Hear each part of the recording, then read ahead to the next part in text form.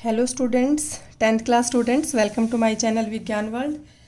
तो students, last video में हमने कवर किया था रासायनिक अभिक्रियाओं को कैसे संतुलित करते हैं। तो आई होप आप सभी को समझ आ गया होगा। अगर फिर भी आपको कोई प्रॉब्लम है तो आप कमेंट बॉक्स में अपना क्वेश्चन डाल सकते हैं। तो उसके बाद नेक्स्ट टॉपिक करते हैं हम रासायनिक अभिक्रियाओं के प्रकार, कि जो आपने रासायनिक अभिक्रिया पढ़ी हैं, कैसे बनती हैं, कैसे संतुलित होती हैं। अब आता है ये कितने प्रकार की होती है, कितने टाइप की होती हैं। तो ये 5 प्रकार होते हैं रासायनिक अभिक्रियाओं के, जैसा कि आपको दिखाई दे रहा होगा। सबसे पहली है संयोजन अभिक्रिया, वियोजन अभिक्रिया, विस्थापन, द्विविस्थापन, उपचयन एवं अपचयन, रेडॉक्स अभिक्रिया भी बोलते हैं इसे। तो जैसा कि स्टूडेंट्स नाम से लग रहा है आपको, संयोजन में मतलब कुछ जुड़ रहा है, वियोजन में कुछ टूट रहा है, विस्थापन में कोई चीज़ अपनी जगह से बदल रही है, अपनी जगह बदल रही है, द्विविस्थापन में 2 बार हो रहा है कुछ ऐसा। तो इनको डिटेल में करेंगे हम। इनके अलावा 2 और प्रकार होते हैं रासायनिक अभिक्रियाओं के ऊष्मा के आधार पर। एक होती है ऊष्माक्षेपी, एक होती है ऊष्माशोषी। ठीक है, तो ऊष्माक्षेपी होती हैं, हम डिटेल में करेंगे एग्जाम्पल्स लेके। तो जिसमें ऊष्मा निकलती है, और ऊष्माशोषी होती है एक जैसा शोषी, यहाँ लग रहा है नाम से ही कि जिसमें ऊष्मा अवशोषित होती है। तो ये 5 टाइप की मेनली अभिक्रियाएं हैं, इनको एक एक करके करेंगे हम। उसके बाद आता है फर्स्ट ऑफ ऑल संयोजन अभिक्रिया। तो संयोजन क्या होती है? संयोजन अभिक्रिया होती है ऐसी अभिक्रिया जिसमें 2 या 2 से अधिक अभिकारक मिलकर एकल उत्पाद का निर्माण करते हैं, कि या तो 2 हों, 2 से ज़्यादा भी हो सकते हैं, हमने तीसरा ले लिया सी। ये सारे हैं अभिकारक, और ये मिल के एक उत्पाद बना रहे हैं, कोई भी मान लो एक्स बना दिया इन्होंने। तो ये है संयोजन अभिक्रिया। 2 या 2 से अधिक अभिकारक मिलके क्या बनाएं? एक उत्पाद का निर्माण करें, वो क्या कहलाएगी? संयोजन अभिक्रिया। संयोजन नाम से ही लग रहा है आपको, कोई चीज़ जुड़ रही है, संयोजन हो रहा है। ठीक है, तो इसमें हम एग्जाम्पल लेंगे। उदाहरण इसका क्या है? जैसे जो सबसे कॉमन है, कैल्शियम ऑक्साइड को जल में घोल दो। ठीक है, तो ये बन जाएगा कैल्शियम हाइड्रोक्साइड। फॉर्मूला बनाने का आप बिल्कुल ध्यान रखना, इसकी संयोजकता इसके नीचे चली जाएगी, 2 है। तो ये हो गया कैल्शियम हाइड्रोक्साइड, जिसे बोलते हैं बुझा हुआ चूना। क्या बोलते हैं इसे? बुझा हुआ चूना। ये बिना बुझा हुआ चूना है कैल्शियम ऑक्साइड। ठीक है, उसके बाद इसको जल में घोल के बुझा हुआ चूना बना दिया। साथ में इस अभिक्रिया में ऊष्मा निकलेगी बहुत सारी। आप इस बात का जरूर ध्यान रखना, संयोजन अभिक्रियाएं जितनी भी होती हैं ऊष्माक्षेपी अभिक्रियाएं होती हैं। ये क्या होती हैं? ऊष्माक्षेपी अभिक्रियाएं। इन सभी में ऊष्मा निकलती है। ठीक है, तो जैसे ही यहाँ बुझा हुआ चूना बन रहा है, कैल्शियम हाइड्रोक्साइड बन रहा है, तो साथ में ऊष्मा निकलेगी। आपने देखा होगा सफ़ेदी करते हैं, वाइट वॉश करते हैं दीवारों पे, तो वो इसी की होती है, बुझे हुए चूने की। ये बुझा हुआ चूना जो बनेगा, इसके साथ में एक्वश लिखेंगे हम, ये विलियन है, जलीय विलियन। तो इसके जलीय विलियन का इस्तेमाल होता है सफ़ेदी करने के लिए। ठीक है, तो आपने देखा होगा कि आप सफ़ेदी किसी के घर की दीवार पे होती है तो वो एकदम से तो अच्छी नहीं लगती, 2-3 दिन के बाद उसमें चमक आती है। तो वो इसी वजह से होता है कि जो ये कैल्शियम हाइड्रोक्साइड ये बना है, ये कैल्शियम हाइड्रोक्साइड एयर में जो कार्बन डाइऑक्साइड है उसके साथ ये अभिक्रिया करके ये बना लेता है कैल्शियम कार्बोनेट। जल साथ में निकल जाएगा पूरी अभिक्रिया। देखिए तो आप इसको संतुलित कर लेना। तो ये दोनों मिलके कैल्शियम कार्बोनेट और जल बना लेते हैं। तो ये कैल्शियम कार्बोनेट जब बनेगा ना, तब जाके थोड़ी चमक आएगी। 2-3 दिन बाद आपने देखा होगा थोड़ी शाइनी हो जाती है दीवार। तो एक तो ये हो गया उदाहरण इसका, बुझे हुए चूने वाला, सफ़ेदी वाला। बिल्कुल ध्यान रखना बच्चों, इंपॉर्टेंट है। उसके बाद सिंपल सा एग्जांपल है, मैंने आपको पहले भी कई बार बता चुकी हूँ, C+O2 CO2 कार्बन डाइऑक्साइड का बनना। इसे कहते हैं कोयले का दहन, क्योंकि C क्या है? कार्बन, कोयला। ऑक्सीजन की सहायता से ये जलेगा और क्या बन जाएगी? Carbon dioxide. इसमें भी ऊष्मा निकलती है, आपको पता है, लकड़ी जलाते हैं तो बहुत सारी गर्मी ऊष्मा पैदा होती है। ठीक है, इसके अलावा हम और भी कई उदाहरण ले सकते हैं। पहले भी मैंने बताया H2+O2 जल का बनना, ये भी क्या है? एक संयोजन अभिक्रिया का उदाहरण है। तो इसमें भी ऊष्मा निकल रही है। ठीक है, कोई भी गैस ले लो आप, गैस, नेचुरल गैस जो होती है, प्राकृतिक गैस, ये बनेगी तो इसमें भी CO2 बन जाएगी और जल बन जाएगा। ये भी क्या है, एक संयोजन अभिक्रिया है। उसके अलावा आपकी बुक में भी दे रखा होगा श्वसन, जो सबसे इम्पोर्टेंट आता है संयोजन अभिक्रिया में। श्वसन आपने पढ़ा होगा, सांस लेने की जो प्रक्रिया है वो क्या है, एक संयोजन अभिक्रिया का उदाहरण है।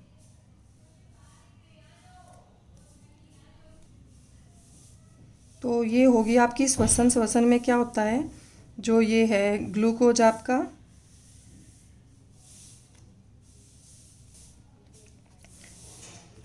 ग्लूकोज जो होता है, ये ग्लूकोज है, ऑक्सीजन के साथ अभिक्रिया करके CO2 बन जाती है और जल बन जाता है और बहुत सारी ऊर्जा निकलती है आपके कार्यों के लिए। तो इसमें भी ऊर्जा निकल रही है, ये भी एक ऊष्माक्षेपी अभिक्रिया है। तो इसको, ये है श्वसन। श्वसन को आप ऊष्माक्षेपी तो जरूर बोलेंगे, लेकिन इसे आप संयोजन अभिक्रिया नहीं कह सकते। ठीक है, इसमें ऊर्जा निकल रही है तो ये एक ऊष्माक्षेपी है, लेकिन इसमें कुछ संयोजन नहीं हुआ, आप ये कह सकते हैं, बल्कि ग्लूकोज टूट रहा है। ठीक है, तो या बड़ी क्लास में पढ़ेंगे कि ना ये संयोजन में गिनी जाती है ना ये वियोजन में गिनी जाती है अच्छे से, लेकिन आप ऊष्माक्षेपी में इसे जरूर काउंट करेंगे। ये एक ऊष्माक्षेपी का उदाहरण है, श्वसन अभिक्रिया। ठीक है स्टूडेंट्स, तो ये हो गया संयोजन अभिक्रिया हमारा, जिसमें दो या दो से ज़्यादा अभिकारक मिलके एक उत्पाद बनाते हैं। हमने बुझे हुए चूने वाला उदाहरण लिया, कोयले का दहन लिया, जल का बनना, या कोई भी प्राकृतिक गैस का दहन। इसके अलावा हमने लिया श्वसन का उदाहरण। अब देखिए, ये जो बुझे हुए चूने वाली जो अभिक्रिया है, ये इन्होंने दिखा रखी है कि कैल्शियम ऑक्साइड लेके और उसमें जल डाल के हिलाएंगे इसको अच्छे से, तो बुझा हुआ चूना बन जाएगा। और ये हाथ इन्होंने इसलिए लगा रखा है कि आप अगर बीकर पे हाथ लगाएंगे तो थोड़ा सा ये गर्म महसूस होगा, जिससे साफ साफ पता चलता है कि इस अभिक्रिया में क्या निकलती है, ऊष्मा निकलती है। और ये एक संयोजन अभिक्रिया का उदाहरण है। उसके बाद आती है स्टूडेंट्स वियोजन अभिक्रिया, जिन्हें अपघटन अभिक्रिया भी कहते हैं। टूटना नाम से लग रहा है। कोई एक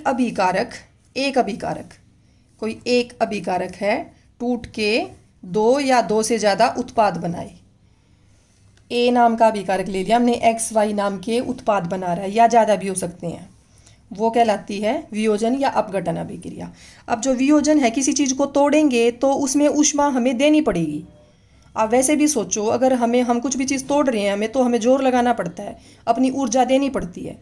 लेकिन जब कुछ चीज़ बनती है तो ऊर्जा निकलती है। तो संयोजन अभिक्रियाएं, जैसे मैंने बताया, ऊष्माक्षेपी होती हैं। ऐसे ही जो वियोजन अभिक्रियाएं होती हैं वो कैसी होती हैं, ऊष्मा शोषी अभिक्रियाएं होती हैं, क्योंकि इनमें ऊष्मा अवशोषित होती है।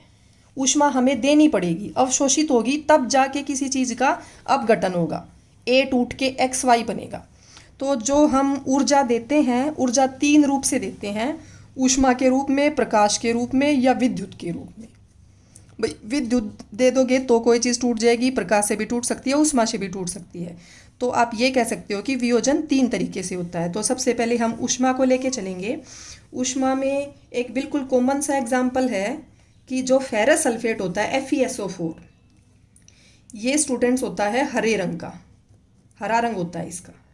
तो जैसे ही हम इसको गर्मी देंगे, जो ताप देते हैं, एक त्रिभुज के निशान से दिखाते हैं तीर के ऊपर कि हमने ऊष्मा दी है, ऊष्मा का चिन्ह है ये। ठीक है, ये त्रिभुज के निशान से।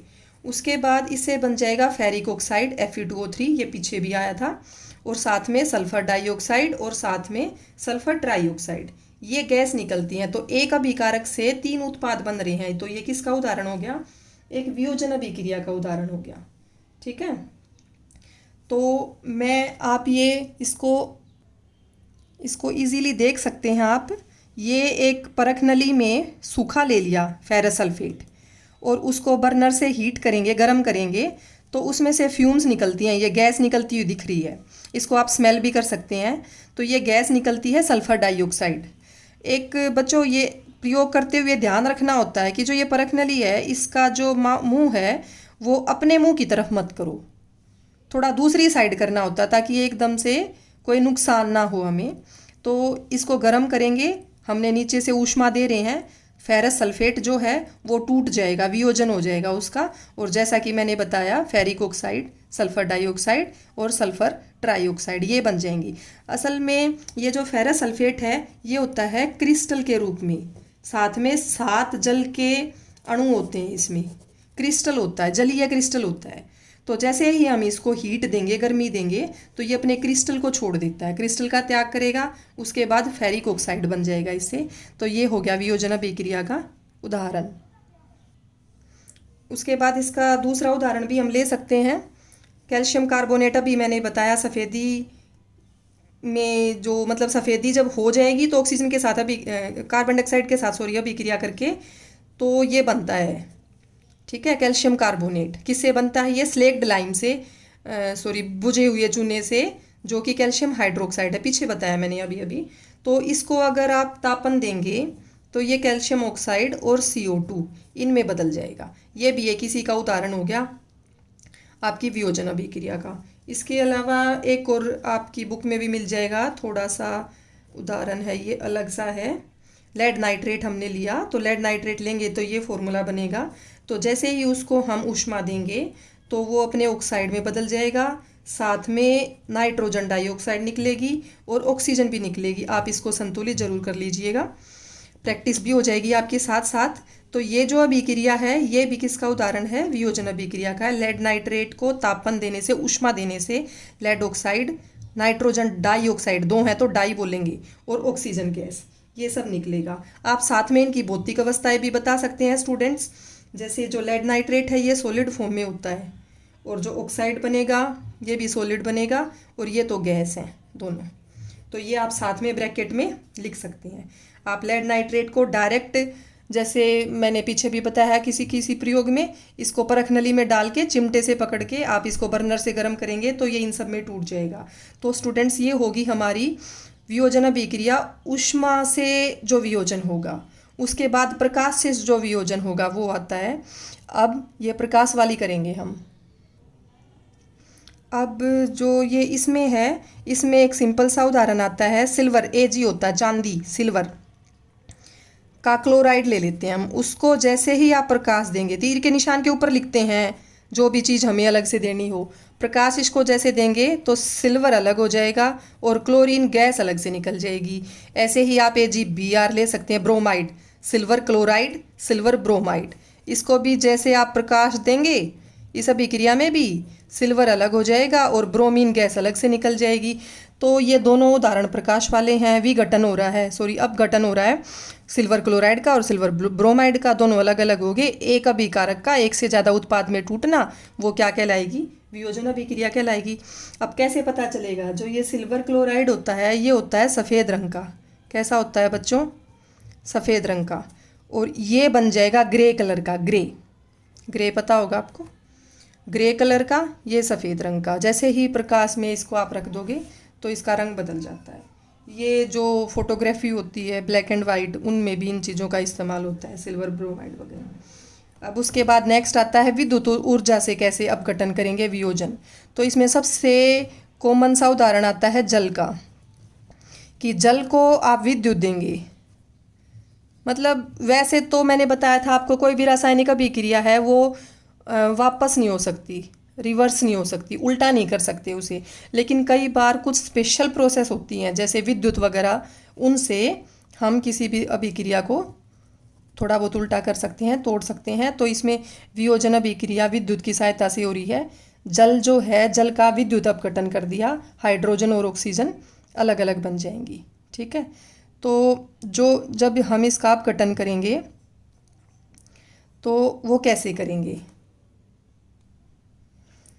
देखिए ये जल का विद्युत अपघटन दिखाया हुआ है। किसी भी आप बीकर में या मग ले लीजिए, उसमें जल डाल लिया, उसके बाद नीचे से उसमें 2 छेद करके ये जो ब्लैक कलर के दिख रहे हैं ये 2 इलेक्ट्रोड्स, ये इलेक्ट्रोड्स लगा दिए, 2 कैथोड एनोड बनाते हैं, आगे जाके आ जाएगा आपका। एक एनोड बना दिया, एक कैथोड बना दिया और बैटरी से जोड़ दिया। बैटरी से जोड़ दिया तो मतलब इनको विद्युत मिल रही है। उसके बाद 2 टेस्ट ट्यूब, 2 परख नली उल्टी करके रख दी दोनों इलेक्ट्रोड्स के ऊपर, ठीक है। और इस जल में थोड़ा सा सल्फ्यूरिक अम्ल डाल देंगे।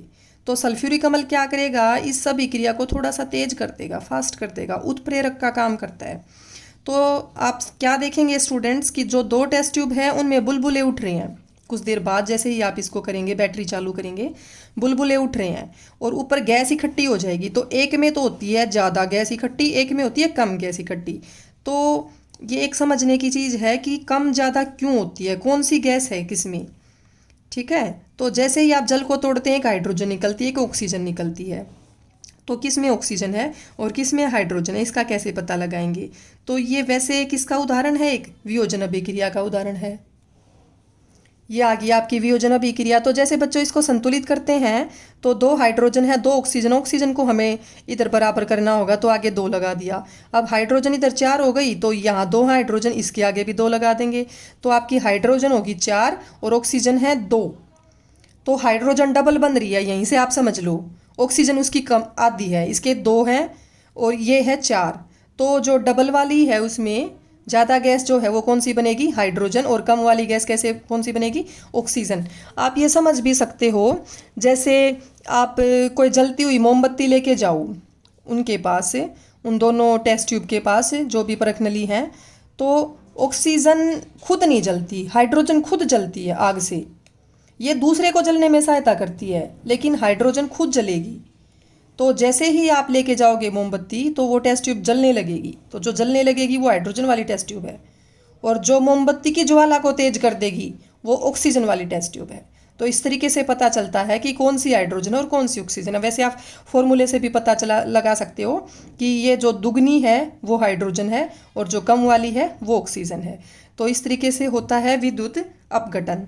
तो ये विद्युत अपघटन हो गया विद्युत ऊर्जा की सहायता से वियोजन अभिक्रिया, प्रकाश की सहायता से वियोजन अभिक्रिया। इसमें हमने सिल्वर क्लोराइड, सिल्वर ब्रोमाइड लिया। इधर ऊष्मा की सहायता से फेरस सल्फेट, कैल्शियम कार्बोनेट और लेड नाइट्रेट वाली अभिक्रिया ली। अब यहाँ पे भी गैस का पता लगाया जा सकता है कि सल्फर डाइऑक्साइड बनी, स्मेल से चेक कर सकते हैं। यहाँ पे भी स्मेल से चेक कर सकते हैं। इसकी थोड़ी सी गंध अलग सी होती है, ब्राउन ब्राउन सी। और जो इसमें है, इसमें सबसे ध्यान देने वाली बात क्या है कि जो इसका हरा रंग है वो गायब हो जाता है। तो ये होगी हमारी स्टूडेंट्स वियोजन अभिक्रिया। उसके बाद हमारा नेक्स्ट टॉपिक जो होगा वो हम कल करेंगे, नेक्स्ट वीडियो में करेंगे, विस्थापन अभिक्रिया। तो स्टूडेंट्स हमने ये 2 टाइप की अभिक्रिया करी हैं, संयोजन अभिक्रिया और वियोजन अभिक्रिया, जो कि साथ साथ ऊष्माशोषी और ऊष्माक्षेपी। ये ऊष्माशोषी है और संयोजन अभिक्रियाएं होती हैं ऊष्माक्षेपी, जिनमें ऊष्मा निकलती है। तो आप इनकी रिएक्शंस की, अभिक्रियाओं की अच्छे से प्रैक्टिस कीजिएगा और अपनी कॉपी में सारा नोट डाउन कीजिएगा ताकि ध्यान रह जाए। तो स्टूडेंट्स मिलते हैं अगली वीडियो में। अगर आपको मेरी ये वीडियो अच्छे से समझ आई है, अच्छी लगी है, तो आप इसे सब्सक्राइब ज़रूर करें ताकि आपको इसकी नोटिफिकेशन मिलती रहे। Thank you.